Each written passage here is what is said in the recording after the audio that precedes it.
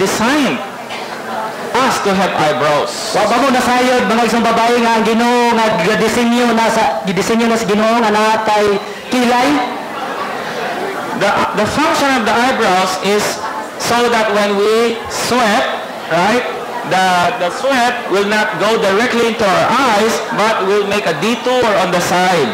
Wa ba mo nasayod nga ang pangsyon na nato ang kilay kung paningtunta muditor ng kuan mo mulikay dili mo dito sa mata kun dili dinhi skilid mo agi.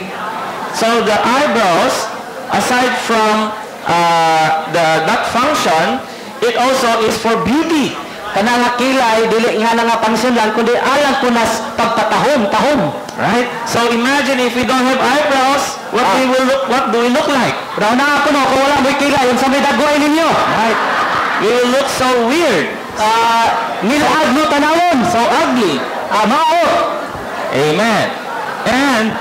And God placed the eyebrows above the eyes because ang Ginoo nagbutang og kilay babaw sa mata. So if the eyes will complain, kung ang mata mo complain, mo reklamo, oh, I'm more useful than the eyebrows. Mas gamit naman ko nimo kaning kilay. So your eyebrows you can be removed, but I cannot be removed. Ang kilay atong kuon pero ang mata di man nakuha. So I'm more useful to you. I should be above you. You should be under me.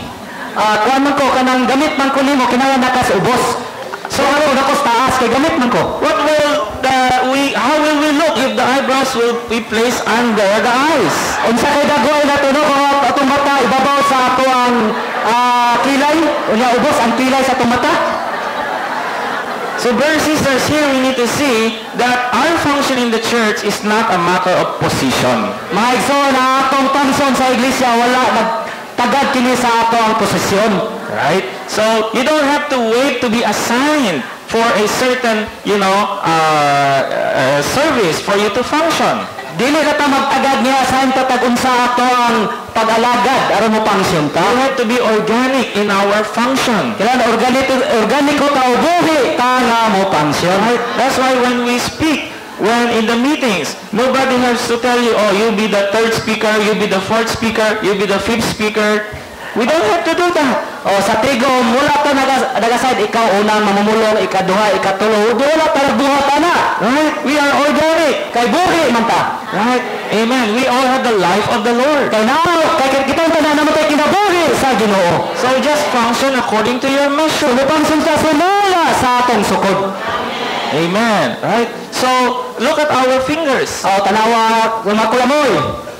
The fingers have different sizes. Atong mga kulamoy yang ilang kidako dili pareha. Some are short, some are tall, naay taas, naay mubo, some are middle, naay tuha-tuha.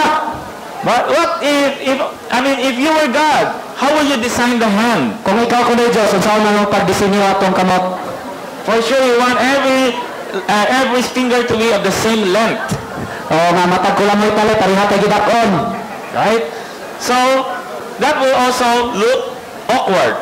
Atong tanawon medyo ngilad. Right.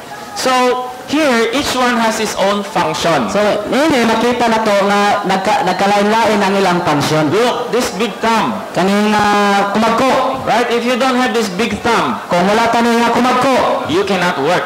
Dili ta ka buhat. You cannot hold things properly. Dili ta ka hawid og butang sakto paghawid sa kabutang. Right? So we need the thumb. Kinahanglan pag kumagko. And then we also have the little finger. Naputay gamay nga kuminting. So if you feel itchy in your ears, you don't use the thumb to scratch the ears. Kung magkatol atong dunggan, di man to gamitong kumagko aron atong katulon. You use the finger. Kaning kulamoy atong gamiton. How about if you want to pick your nose? Kung ato ang pick mangugmo. Ilong sa tilong ba? You use your thumb. Ato bang gamiton niya mangugmo ta? It won't fit. Dili igo, dili. So you use either this one or the smallest one. Ito ni kare, no? So each one has a function. So matado sa naagay pahat o function. Amen. Right? So just like it says here, in the relationship of each one part, sa samang dinhi naging sa samang pagagi nga matag usa na ay pahat o bahin, right? The eye cannot say to the hand, I have no need of you. ang mata mo dili gyud kayo nga wala na ko nang nimo. Nor the head to the feet, I have no need of you. O ang ulo ngadto sa tiil mo nga wala na ko nang nimo. Amen. So, just like example, brothers and sisters, whenever there's a picture taking, Sa samang pagagi mga igsoon ana bang naay magpahulagway. when you take a picture, you always smile. Kung magpahulagway ta mo smile ta no mangisi ta. And when you smile, the teeth are seen. Sa diha mong ngisi ta ngipon makita madayag. So, what if the tongue will complain? How come only the teeth is seen when there's a picture taking? Sao naman kung ang dila mo reklamo nga kanaramang ngipon mo ay madayag. Oh, next time there's picture taking, I want to be seen. Sa sunod pahulagway kinahanglan makita ko. So, next time there's picture taking, I will... Sa sunod kung naay pahulagway mayog. So, again, it will not look pretty. So mga igsoon dili ka tahon-tanahon. So, today in the church, Karon sa iglesia, amen, some of us are just serving behind the scene. dahil ba nato nga nangalagad dili madayag, natago ang pagpangalagad natago. Amen. Just like those serving in the kitchen. Sama nangalagad diha sa kusina. Amen. Thank the Lord, right, for their service. Salamat sa Ginoo sa ilang pagpangalagad. Amen. Right? They do not complain. Wala sila nireklamo. They don't complain that next time we want also to speak here on the podium. Mayroon sila sunod reklamo sa katanang namulong diri sa pudyum. Amen. Right? Each one, sunod sila sa wato mamulong diri sa pudyum. each one have our part, have our measure.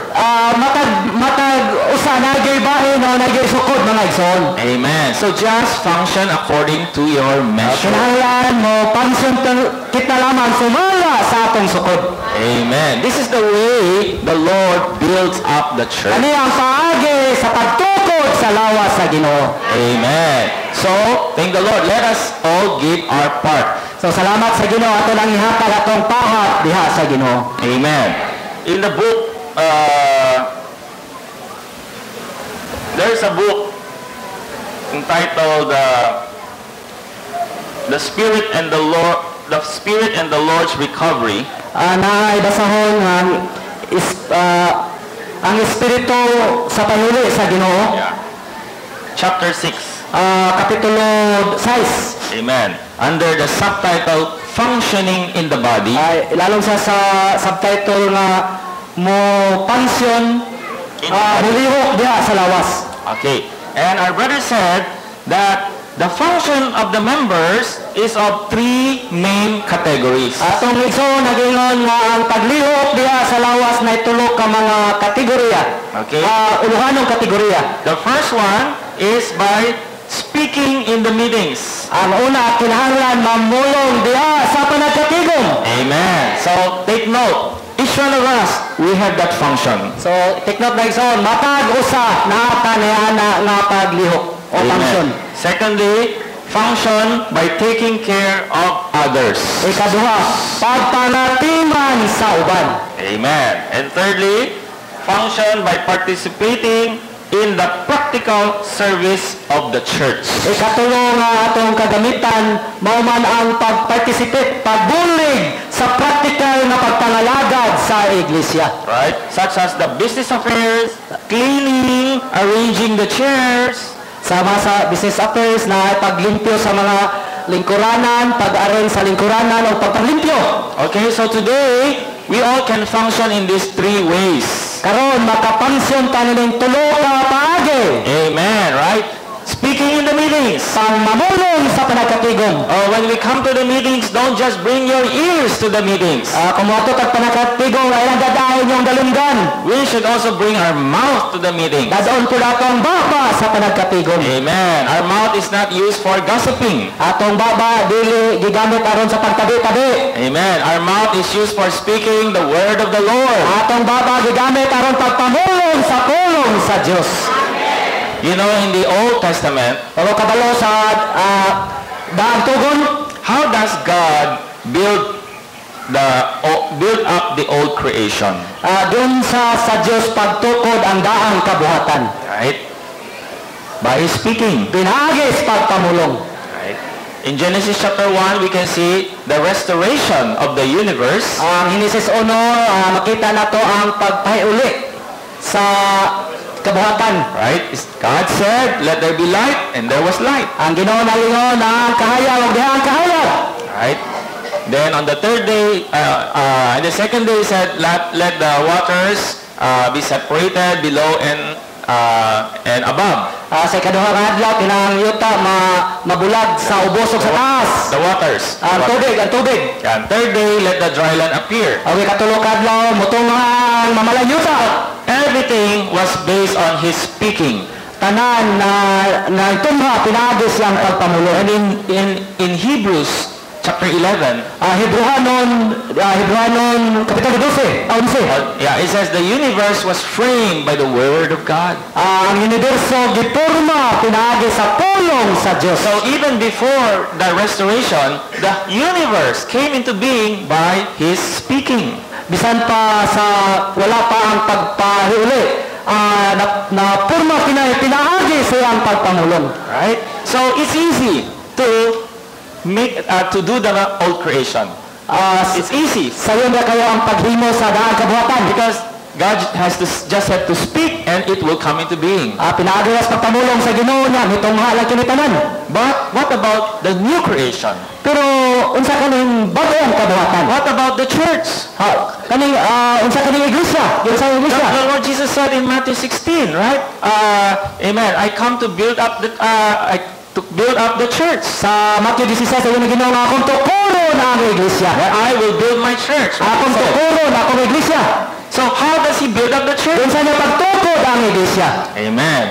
Well, before, God spoke by Himself. So sa biage ang Ginoo namulong sa iyang kaugalingon. But to build up the church, God does not speak by Himself anymore. Pero sa pagtukod sa iglesia wala namulong ang Ginoo sa iyang kaugalingon. God is also speaking. Ang Ginoo namulong. But God is speaking through each and every one of us. Ang Ginoo namulong pinaagi sa matag usa nato. So, in the creation of the universe, there's only one man speaking or one person speaking. Sa kabuhatan sa universo naray usa ka man namulong. But for the building of the church, there is the need of millions of people speaking. Pero sa pagtukod sa iglesia nanginahanglan milyon ka mga mamumulong. Amen. God is speaking in us and through us. Ang Ginoo namulong dinhi nato ug pinaagi nato. So the church is also built up through His speaking. So ang iglesia matukod pod pinaagi siya ang pagpamulong. But now His speaking is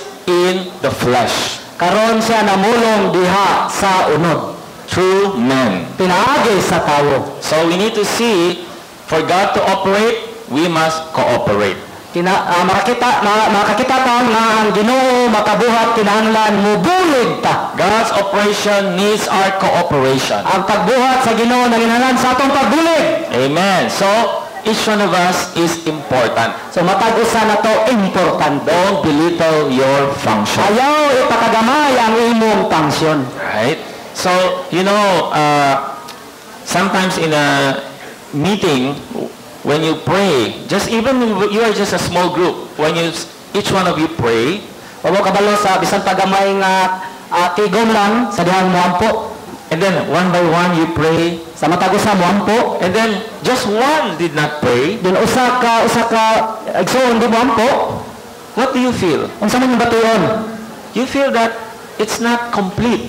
So ayong gibato nga dili sa kompleto. You feel that something is missing. Among gibato nga naagi kulang. Right? But if all will pray, Kung tanan mamulong wa magampo, then you just feel so restful. so atong gibati nga nakapahulay. You feel so contented. So natagbaw ta. Because everybody functioned. Kay tungod batag usa ni function.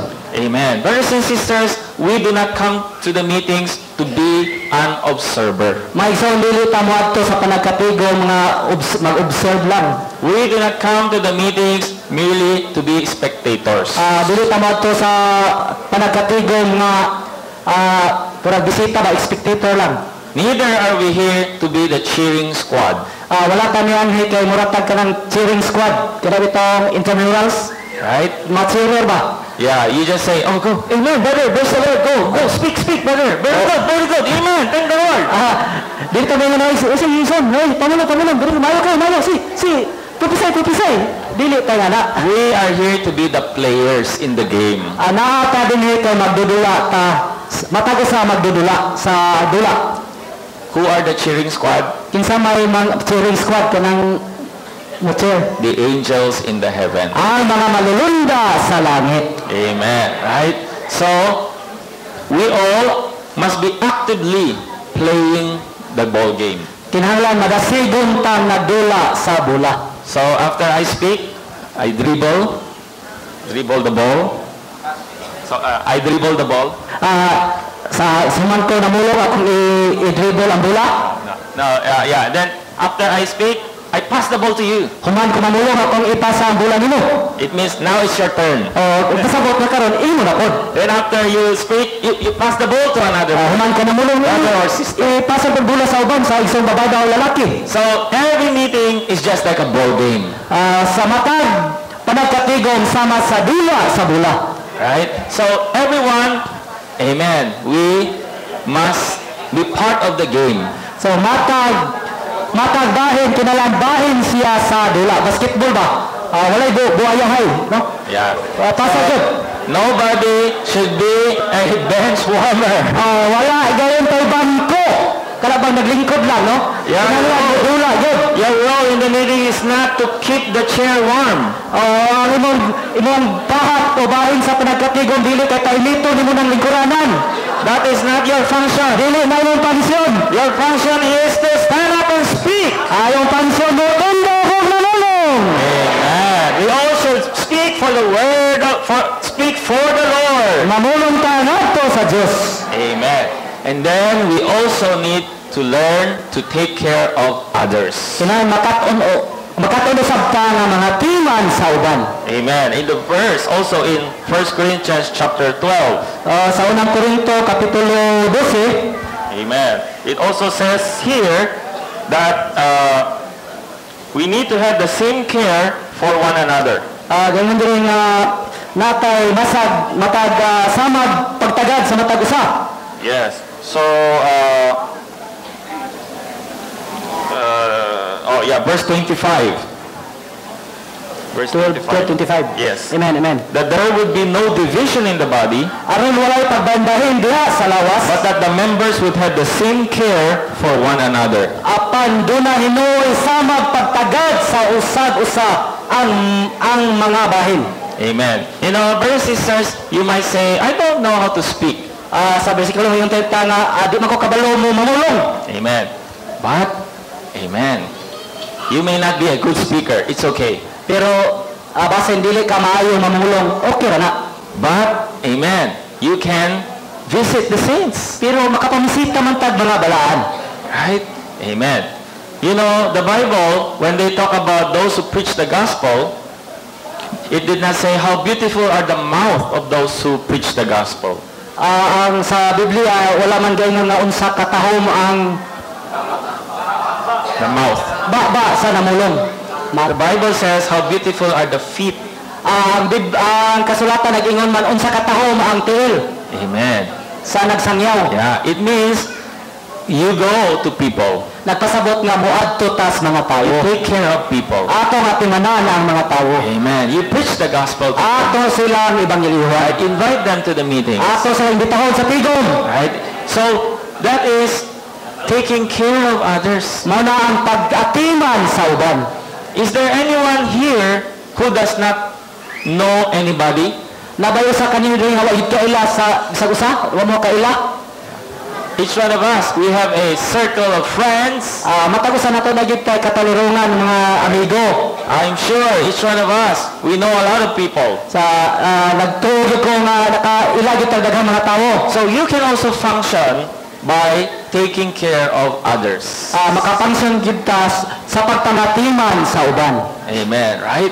So, number 1, function by speaking in the meetings. Una, mamulong gid ta mupansyon ta pagpamulong diha sa panagkatigom. You know, the new believers, Awa mo kabalo nga nang bago magtotoo, we can encourage them also to speak in the ato meetings. sila gasigon nga mamulong diha sa tigom. But we don't expect much from them. Pero po ta nga ga-expect nila taas sa pagpamulong. Just like in a family, when a baby starts to speak, you are so happy. Sama ba sa pamilya kung ang bata mo sugod na og pamulong malipay ta? Right? So if they can say, Papa, Mama, oh, you're so happy. Di ba may nga batag mama, papa, malipay?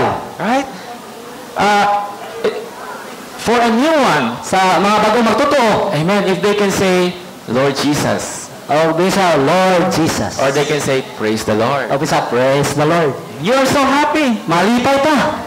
Amen. That is the start of their functioning. Mao na ang pagsugod sa ilang pagpangsyon. Right? Amen. But for a brother who has been long in the church, Kaya isang lalaki nga nagtinguha sa iglesia, for example, Brother Richard, sa Brother Richard, amen, will stand up in the meeting and will say, praise the Lord, hallelujah! sama Richard mo tindog sa pagkatigaw, daigo ng Ginoo, hallelujah! Oh, and then he sit down. Kaya mulingkod siya.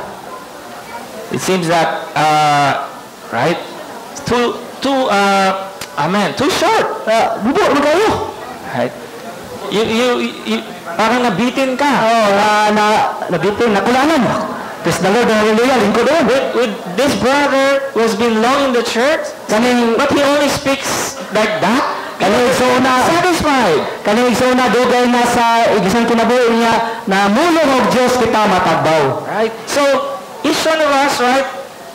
Amen. Just speak according to your measure. So, matag usa nato mamulong ta sumala la sa atong sukod. Amen. Right? So, in the same way, right? Sa samang pagkagi. Right today, amen.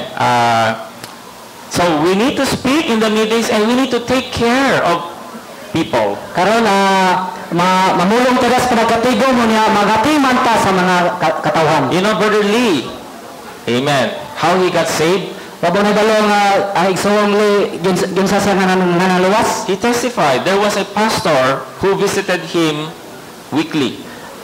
Nang pumatuod siya nga nay pastor nga nagbisita niya kanunay matag semana. But this pastor would just sit there and would not even speak. Kani nga pastor bilingkod lang, wala pud namulong. He just come to visit. May ato lang siya na mobisita. So one time he did not come to visit.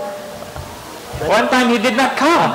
Diyo sa kapanahon nga wala siya nang bisita. So Brother Lee was curious. So si igsoong na-curious siya. How come he did not come and visit me? Nanuwa man sa niya na bisita nako. So then he thought of, maybe I should visit him. Yang naman ako na bisita niya.